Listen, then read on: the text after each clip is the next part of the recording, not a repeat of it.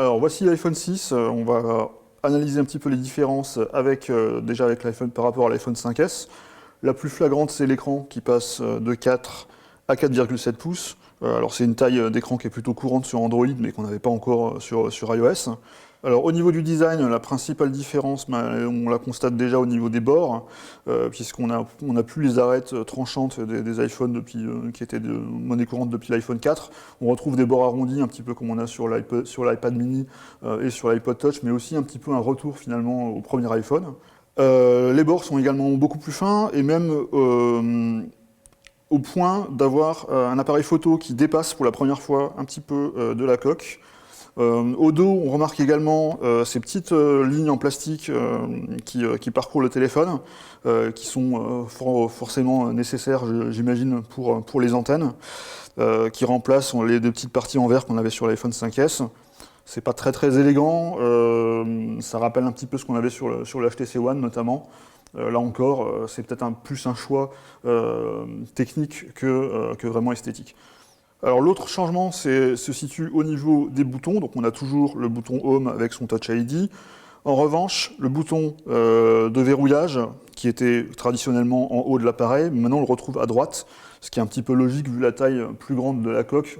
Ça serait quand même très inconfortable d'avoir à aller chercher ce bouton en haut. Alors au premier abord, on constate que l'interface est toujours aussi fluide, donc il n'y a pas vraiment de changement à ce niveau.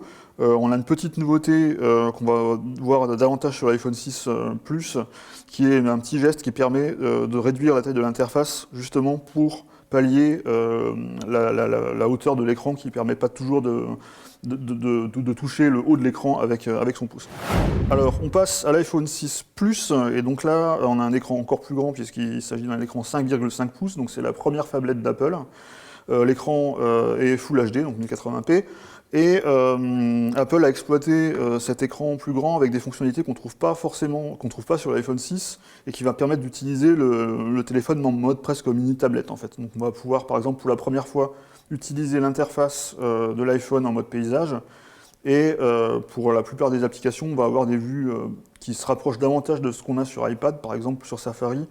On voit qu'on a des onglets qu'on n'a pas sur iPhone 6. On va également pouvoir avoir sur le calendrier ou dans les applications comme les notes, on va pouvoir avoir par exemple ici une liste des notes qui s'affichent parallèlement à la fenêtre de composition. Alors pour finir, si on compare cette fois-ci à l'iPhone 5S, on se rend compte vraiment du gouffre entre les deux écrans, à tel point qu'on pourrait presque mettre l'iPhone 5S à l'intérieur de l'écran de l'iPhone 6 Plus, donc c'est quand même une sacrée différence. Donc par rapport à l'iPhone 6, il y a apparemment une grosse différence hormis la taille. Là encore, on a l'appareil qui dépasse un petit peu de la coque. L'iPhone 6 Plus est un tout petit peu plus épais que l'iPhone 6. Par contre, au niveau de l'appareil photo, on a une différence notable. Il s'agit de la stabilisation, qui est logicielle sur l'iPhone 6, mais qui est vraiment qui a une vraie stabilisation optique sur l'iPhone 6 Plus.